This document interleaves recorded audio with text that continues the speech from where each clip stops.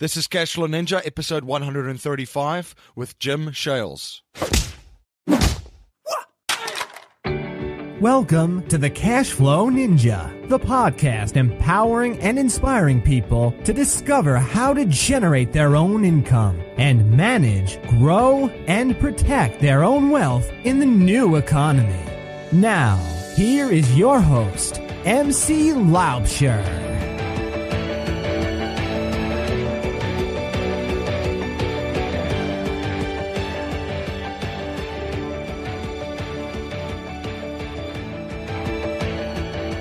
Hello everyone, MC Laubscher here, and welcome to another episode of the Cashflow Ninja. I have a great show for you today, and in today's show we're going to be looking at a real estate market which Forbes magazine has written about as one of the hottest real estate markets to watch in 2017, Jacksonville. We're also going to be looking at the principles of success, the importance of building a high-performance team to execute your vision and your plan, the importance of setting and communicating clear expectations with your team and team members.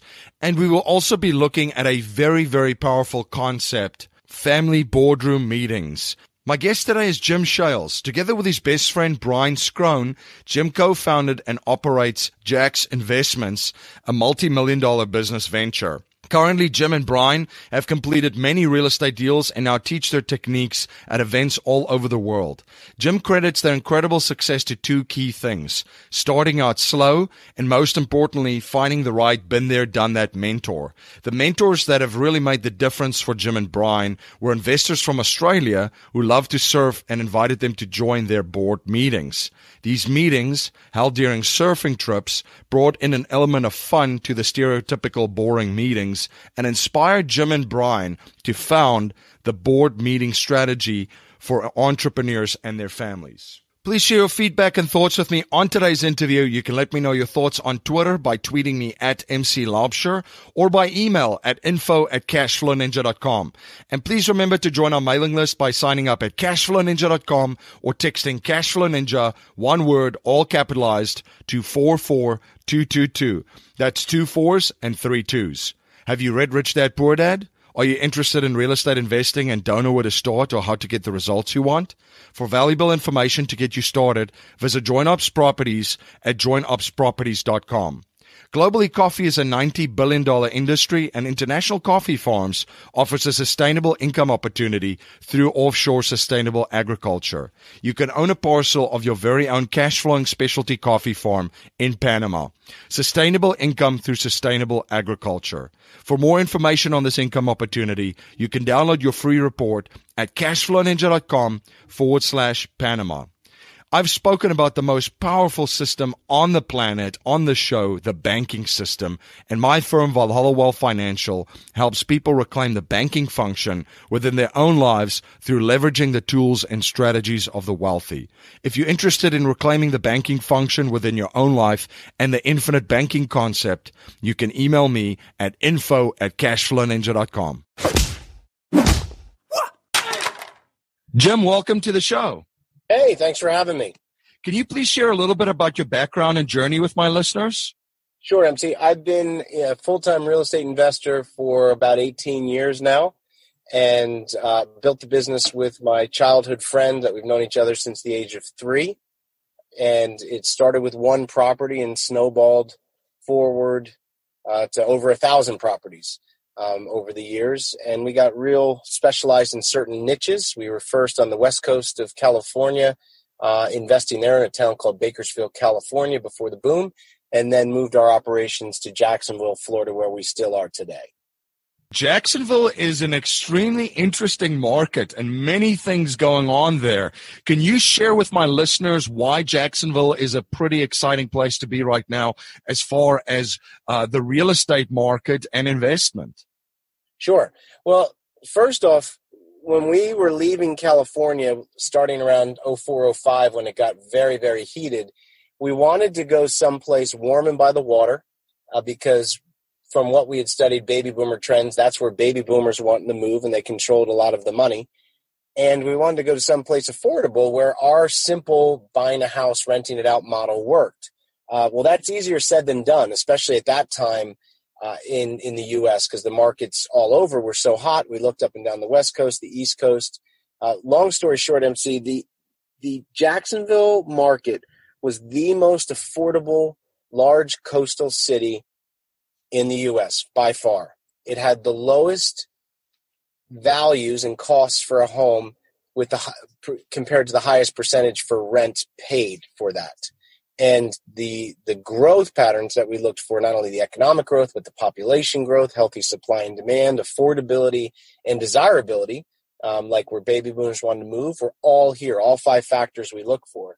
So Jacksonville, although it got, like every place else in Florida, got hiccuped in the downturn, now that we're 9 years past the downturn, it's finally getting its placement.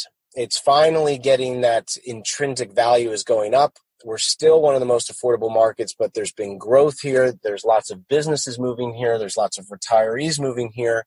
So the wind is really at our back, which is an exciting time. Now, let's talk a little bit about Jax Investments and what you guys do. Can you explain a little bit what the value proposition is in the market and how you're serving the marketplace? Sure. We are the guys on the ground here. We not only have our own portfolio, but we help people build their own rental portfolios here in Jacksonville. It's very tough to invest from afar. Very tough. We learned that when we were still in Bakersfield and trying to buy property in Jacksonville. At first, we hired and fired 4 property managers, if that gives you any inclination. We bought some bad deals. We had the wrong contractors, and we thought, well, how could this happen? We're experienced. We have all this experience now, but we had experience in Bakersfield, California, not Jacksonville, Florida. And real estate investing is a team sport. Whether you do 1 deal or 100 deals, it is a team sport because you're going to need different players for each position. And what we started to do after building our own portfolio here the right way, we had other groups saying, we want to get into Jacksonville. We've read the fundamentals. We see the growth patterns. Can you help us get us in? So we kind of started a full service real estate investment group where we get people into just that, buying the same types of properties my business partner and I buy for ourselves. But we answer a lot of the questions. What's the right property to buy? How do we renovate it? How do we get the right management that's going to be ongoing and supportive? How do we make sure we get the right tenants? All those questions we answer with our team. So we get people into turnkey investments so that they can enjoy the growth and the cash flow of Jacksonville as well without having to be here and us be the eyes and ears on the ground for them. So you guys started basically investing from out of town as well, and there might be listeners right now that's sitting in a market that they don't wish to invest in right now. Yeah. What advice can you give to these listeners and to overcome some of the objections and some of the fear of investing in another market, in another state, or even if they're overseas in another country? Well, yeah, and we work with people in Europe, Israel, Australia, Japan. We work with a lot of international investors. And look, I always say, if you can invest in your own backyard, that's great, do it. But what I've learned is having the ability to pick up and move someplace else gives you the ability to capitalize on growth markets. Like I grew up in North Jersey, just a half hour from Wall Street. You couldn't buy a cemetery plot for what we were buying houses for in Bakersfield, California. So having the ability to go to a small Central California market like I did gave me abilities to make deals really happen. Same thing with leaving Bakersfield when the market over there was so priced out, coming to Jacksonville. What I would encourage is you don't have to go. Leaving home is a little scary, but do your homework and go heavy into one market. I never encourage, and some people won't agree with this, I don't encourage you to go into 5 different markets. That's a lot of due diligence. That's a lot of spread out. That's a lot, if you really want to go look at your properties, that's 5 airline tickets. What I would say is study different markets, pick one that seems to have good fundamentals, and go visit it. We love when our investors come to visit because we get to show them on the ground not only our team, but what's happening here. And that can relieve a lot of stress, a lot of unknowns, a lot of what ifs.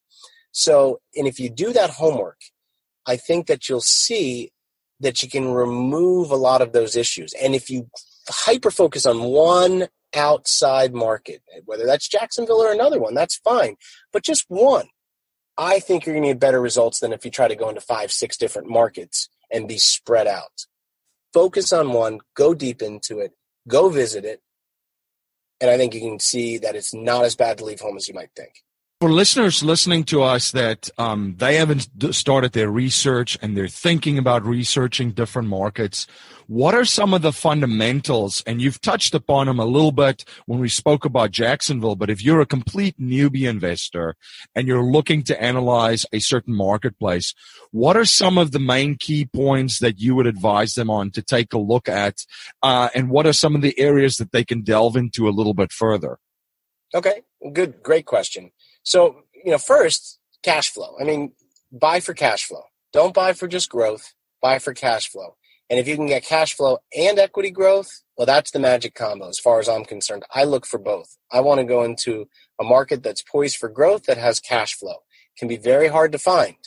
But the way that you can find that is once you establish there is cash flow there, there's 5 factors, which I just said in the beginning of this interview, that I was taught through this book, The Property Cycles. It was actually designed in 1929 and then revised, but the fundamentals are still the same. There's 5 driving forces to a market: population growth, economic growth, healthy supply and demand, affordability, and desirability. Now, I could go deep into each one of those, but they're pretty self-explanatory. And to find a market that has at least 4, but even better, all 5 of those is very rare. Really, really, really rare because there's different things happening. But if you can find a market that has all 5 of those, that means it's really poised for growth. And if there's cash flow as well, man, that's a great opportunity. And that's what we saw here in Jacksonville. Like, let's take San Francisco, for example. Unbelievable market, right? Unbelievable market. But healthy supply and demand, desirable. People love the lifestyle there.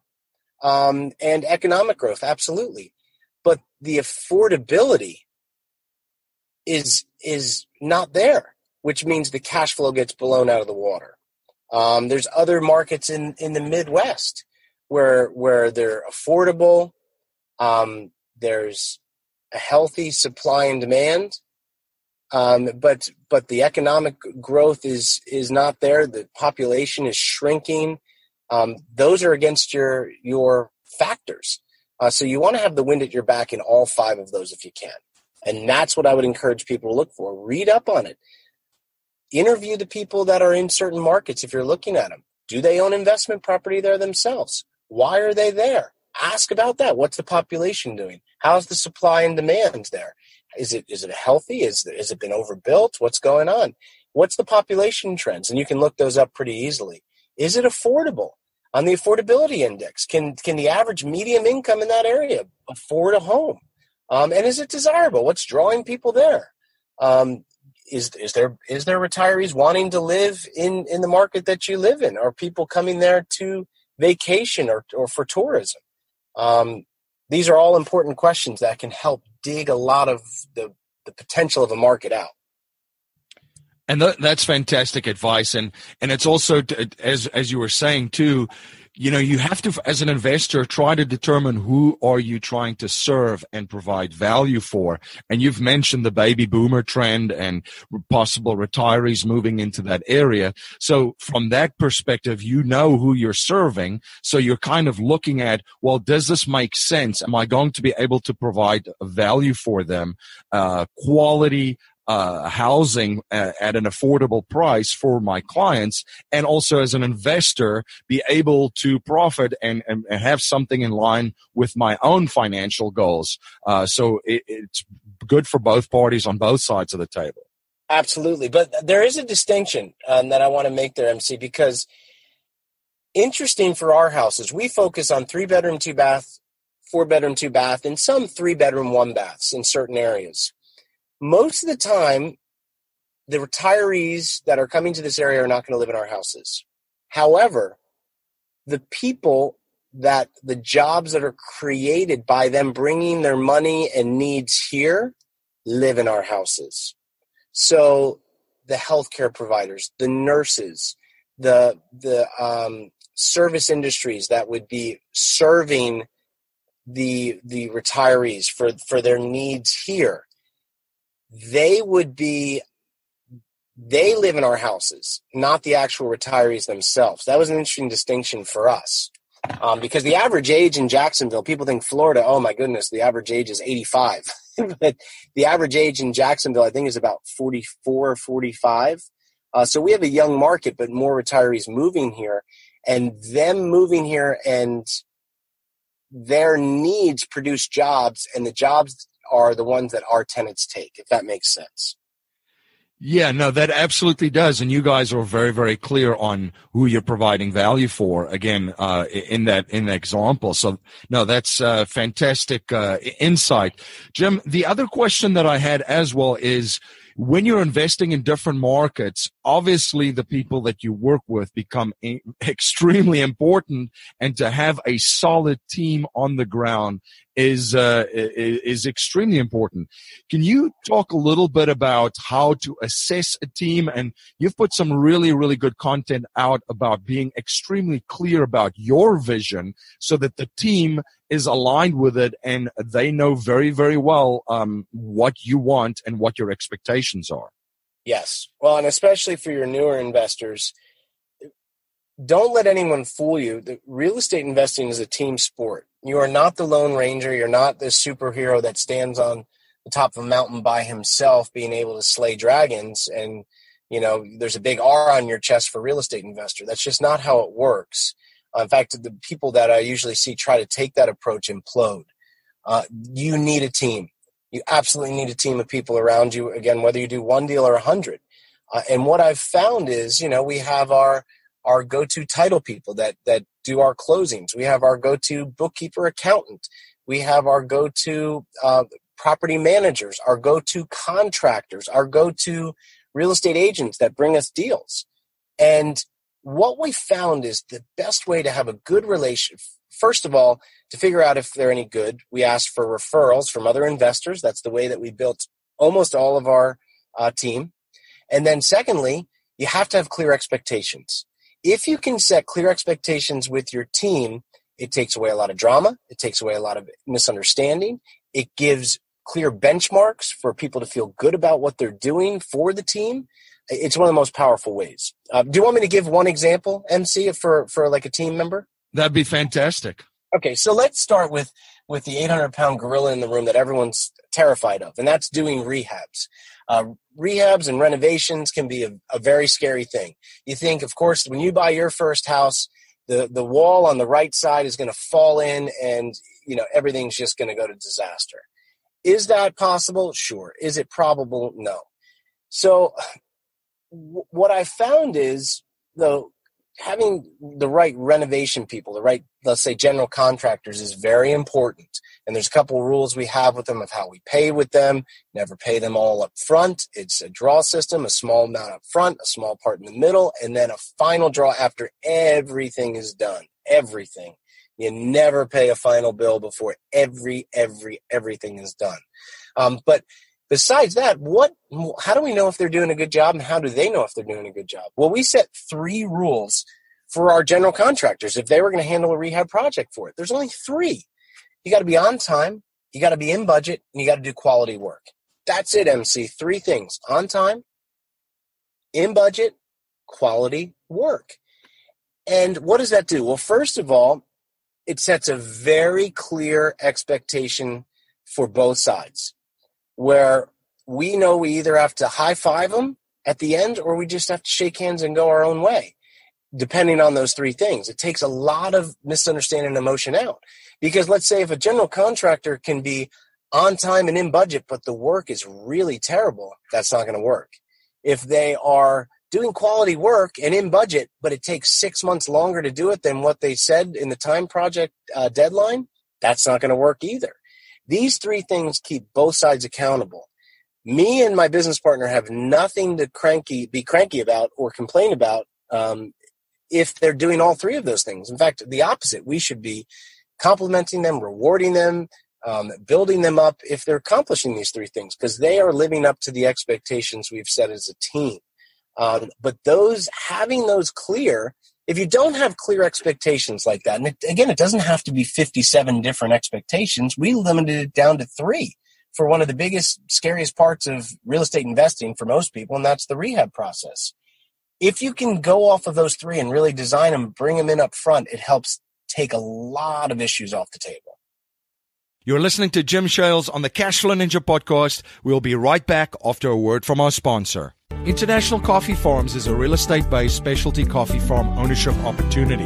You can own deeded, half-acre parcels in title, already operating specialty coffee farms in Boguete, Panama. They are turnkey managed professionally on your behalf by a team of local experts with sustainable average income of 12% and with cash flow beginning in 12 to 15 months from the date of your parcel ownership.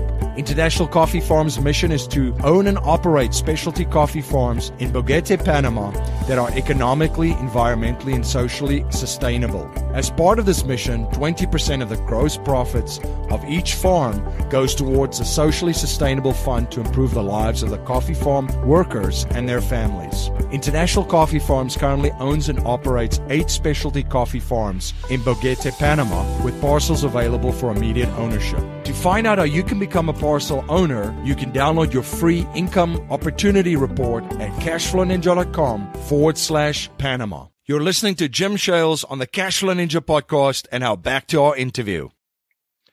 And it all starts with you being extremely clear on your vision and what you want, and the ability to be able to communicate that and as clearly as possible to the team members. Exactly. Jim, changing gears a little bit. I know real estate is a local industry. What do you see nationally in the real estate industry right now? And you've mentioned real estate cycles earlier. Where do you think the American economy and real estate market is in those cycles? Oh, man. See, I honestly don't ever try to predict anything like that. I think that there was definitely a big cold front that came through the U.S. in 2008. We all know about it. We all remember it. However, that wasn't in every market. So when people say the U.S. market went into recession, actually, no, it didn't. New York City had unbelievable growth. San Francisco, unbelievable growth. My friend in Syracuse, who owns hundreds of properties there, said, if I didn't turn on the news, which is a small upstate New York market, if I didn't turn on the news, I wouldn't even know there was a recession. We always grew at 2 to 3% a year. We continue to grow at 2 to 3% a year. So there were markets that they were not affected. There were several major markets that were affected, but it wasn't the whole U.S. For me, MC, and I understand why some people do it. For me, though, taking the national real estate numbers is like taking the national weather average. You know, if you throw in the weather in Detroit, the weather in Seattle, the weather in Boston, the weather in Austin, Texas, and put it in a pot and stir it up, you get a number. I don't think that number has any bearing for the most important fundamentals. I think it's very localized, and you have to look at your market. From what I've seen, there's some markets that have grown to a point that they are above peak pricing, which means they're above what stuff was going for in the 06 age when things were really topped out. So you want to watch for that. There's some markets that are showing growth and are still below. Like Jacksonville is still below peak pricing. And there's tons more economy coming in here and population coming in here, which tells me good things. So again, I really think you have to study the individual market. That is so, so important. And nationally, I don't try to predict. What I do try to predict is my own personal investment. So if wherever people are, I would say, look at the fundamentals of your market, read up on it, and do you have cash flow that could protect you? If your rents were to drop 15, 20%, do they still perform? And if so, if there's a demand for rent, then there's some security there, where if values dropped 15, 20%, but your rents are strong and you're still having a cash flow, then you can go through that short-term blip. Jim, one habit I've observed from wealthy and successful people is that they're always studying new subjects and learning new skill sets. What are you currently studying, and what skill sets are you currently learning? Oh, that's a great question. Well, for me, real estate was my one specialized skill that was able to launch me from the separate line of near poverty to abundance. And so it's been very good to me, but it gives you the space to leverage into things you care about more. I'm very committed to my family right now. I have a beautiful wife and 4 children, and I believe that you are a poor man if you have to sacrifice your family life to build your career. I don't agree with that.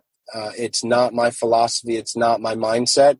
So I actually wrote a book about one of the major things that keeps me connected with my family and my children, called The Family Board Meeting. So I've been studying up on family rhythms, alternative education to get our kids the lessons that are so important that unfortunately I think traditional school is outdated and they're not getting. So those are what I'm studying up on right now. My business partner and I actually do retreats for entrepreneurs and their kids that help not only strengthen their relationship and understand this crazy world of entrepreneurship and owning your own business, but also helps open their kids' eyes and awareness to lessons that weren't taught in school that I've had to really call upon to build my business, to build the closest relationships in my life, but I never got the space in school to learn about. So that's really, if I'm not doing real estate deals or spending time with my family, I'm working in that area of strengthening families. How is the best way to do it? How do you set strong family rhythms? And what are the lessons that children really need today so that they can be more confident in their future and we can be more confident in their future? And that is my main focus. I also like to surf a lot. I'm a surfer and in the water almost every day. Love it. And I love this concept of the family board meeting, because in my research and just the access that I've had to extremely wealthy families, this is a key component of what they talk to with their children, how they talk openly about money, about family goals, about investments. And this is not stuff that children are going to learn in schools. This is going to have to come from the parents, and obviously the parents empowering themselves, investing in themselves, growing their mindset and their financial IQ, and then passing that on to the children. So I am very, very passionate about building a legacy for children and generations after your children. Can you speak a little bit more just about this concept? Because I'm really, really intrigued about this. Sure. Well, a question that I ask where I'm speaking at different events now, so you say, how many of you are depending on the government to retire you? And I get people laughing at me and no hands go up. And I say, okay, great. Well, then why do we constantly subcontract out to the government all the needs of one of our greatest assets, one of our greatest wealths, our children and their education? And that means if you're not willing to do that as an entrepreneur, you'd probably never hand your business over to a government agency. And nothing against the government. I think there's some great things of government, but you wouldn't hand your business over to them to run. So why do we subcontract all of our kids' needs out, for the most part, to the government? I think that you need to have some level of involvement. I'm not saying you have to pull your kids out of school and unschool them or homeschool them. That's your individual choice. I use a blend of education for my kids. But you have to have some level of involvement. And that level of involvement doesn't mean you have to stand over them with a ruler for 6 hours a day. It means taking the time and space to have certain conversations like you were just alluding to, MC, that will make a difference in subjects that they will use, that will support them in the practical affairs of life, whether they decide to become the butcher, the baker, or the candlestick maker. These are the things they will use. And what I've found, there is a matrix of education that's not taught but always used by the most successful people, and that is personal development, relationship skills, and financial intelligence.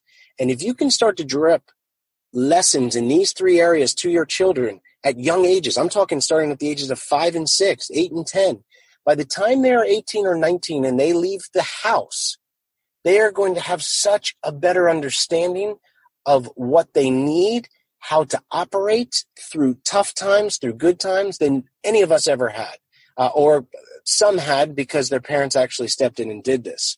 So that's super important to me to do. And also, MC, not only that education component, but I want to see you have a stronger relationship with your kids. What I've learned with going through different heartaches in my own life, when it all comes down to it, I do not ever want to live on the surface or be a stranger to my family. I don't want to run up the entrepreneurial mountain and turn around and see that the people closest to me are gone, or even worse, they're around, but I'm a stranger to them. There's no substitute for quality time. And if some of your people go to qualitytimerevolution.com or to our site familyboardmeetings.com, they're going to see what our retreats do. They're also going to see what my family board meeting strategy does. And what it is just setting specific points of quality time consistently to spend with your children one-on-one. And these, what I call board meetings, family board meetings with each of your children, absolutely will change your relationship. This is what I'm most passionate about. Real estate has been good to me, MC, but this is the legacy that I'm living right now. This is where I've been able to add the most value for my investors. The investments make money, but these things that I've talked about and helped our investors get their children involved and spend more time with their kids, this has created wealth in ways that I didn't think I'd ever be contributing. I'm so glad that we do. No, and that's fantastic. I mean, this is really, really inspiring. And it truly ties into my next question, because a core message in our show is to leave our families, communities, and the world better than we found it by passing down a mindset, values, and principles to future generations, not just money. So if you cannot pass on any money to future generations, and we're only allowed to pass on 3 principles to them to build wealth and achieve happiness and success, what would they be? Oh, that's a great question. Yeah, because money is only one form of wealth, and I've learned there's many forms of wealth. And a good friend of mine taught me that he said, your legacy is not just what you leave behind, it's what you live as you're here. And I thought that was really powerful, that we don't have to wait to hand off this legacy and then die. We can live it now while we're here. And what I've found, what I try to teach my children is there is no substitute for quality time. Life comes down to a lot of meaningful relationships and connection. And if you truly want that, and everyone does, some people pretend that they don't, but everyone really needs that. And there is no substitute for quality time. Not money, not fancy private schools, not apps. If you want to have a deep, meaningful relationship with the people closest, you have to spend quality time with them. And that's what I try to teach my kids. I'll pull them out of school for a day to have one of our board meetings without thinking twice. I don't care about the perfect attendance award. I care about learning, but I don't care about the perfect attendance award. I like to play hooky once or twice a year with my kids to show that our relationship is more important than school and my work, and we're going to spend the day together. So that's one of the biggest lessons. The second lesson that I've learned is say it. I want my kids to say, he didn't leave anything inside. I don't want to be the John Wayne that never said anything, was just the strong, silent type and just bottled up. My children know exactly how I feel about them. My wife knows exactly how I feel about them. I've gotten really good at getting uncomfortable and being vulnerable and saying things that I want them to hear, because you just don't know if today or 50 years from now is the end. I've had some things in my life where I never question that anymore, and I always say it. And the third thing is the best way I've been able to teach my kids, because people say, okay, personal development, financial intelligence, relationship skills, that's incredible. How have you done that? Get your children involved, get yourself involved in active service and contribution. It is a shower for the soul. And I'm not talking about writing a check. Writing a check is great. But like you said, MC, what if people don't have a check to write? That doesn't matter. Active service and contribution, and doing that with your children, where they're actually in the engagement of the activity of something of service and contribution, will benefit your relationship and their future immensely. We do something called Pizza Friday that my son and I created.